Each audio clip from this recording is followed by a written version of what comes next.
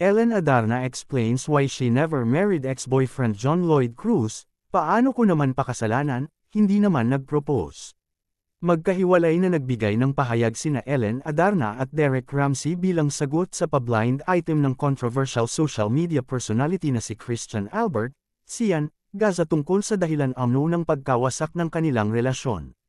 Noong linggo, September 28, 2025, isang blind item ang ipinost ni Gaza sa Facebook tungkol sa hiwalayan umano ng isang celebrity couple. Paglalarawan ni Gaza, bilyonaryo, ang lalaking pinakasalan ng babae. Nagkaroon daw sila ng anak, ngunit nang maghiwalay ay ayaw na raw ipakita pa ng babae sa kanyang mister ang kanilang supling. Mababasa sa post, published as is, blind item, sinetch IT na bilyonaryong celebrity ang hiwalay na sa kanyang asawa na tigapagmana ng malaking kumpanya sa Visayas at Mindanao. Ang nasabing power couple ay may isang anak na ayaw ipakita ni girl kay guy, sinetch IT. Sinundan ito ng isa pang post kung saan sinabi ni Gaza na tila pinagplanuhang maigi ng babae na magpakasal at magkaroon ng anak sa bilyonaryo para makamkam ang lahat ng yaman ng lalaki. Post ni Gaza, published as is, paano ngayon to? Kasal sila, walang divorce sa Pilipinas, peso billionaire si celebrity guy.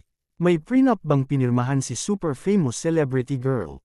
O wavy? So meaning to say, may habol siya sa bilyones ni Guy.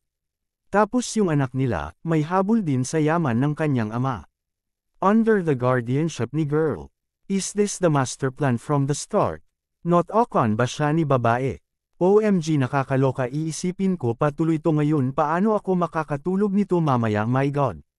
Bagamat walang pangalang binanggit, ang clue na inilagay ni Gaza sa comment section ng kanyang post ang nag-udyok sa netizens na maniwalang ang mag-asawang Ellen at Derek ang nais patungkulan ng kontrobersyal na social media personality. Ayon sa netizens, ang JL na binabanggit ni Gaza ay ang dating nobyo ni Ellen na si John Lloyd Cruz. Tumutugma rin kay John Lloyd nang banggitin ni Gaza ang Biogesic dahil ito ang gamot na iniendorso noon ng aktor.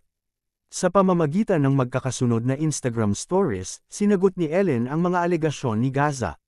Dito ay nabanggit ni Ellen ang dahilan kung bakit hindi nauwi sa kasal ang relasyon nila ni John Lloyd.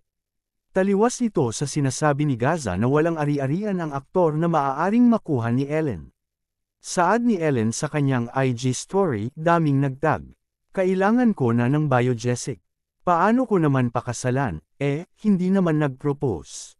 Pahaging ding pinabulaanan ng aktres ang post ni Gaza tungkol sa pagiging bilyonaryo ng asawa niyang si Derek. Hirit pa ni Ellen, hindi dapat ini-small ang kakayahan at yaman John Lloyd.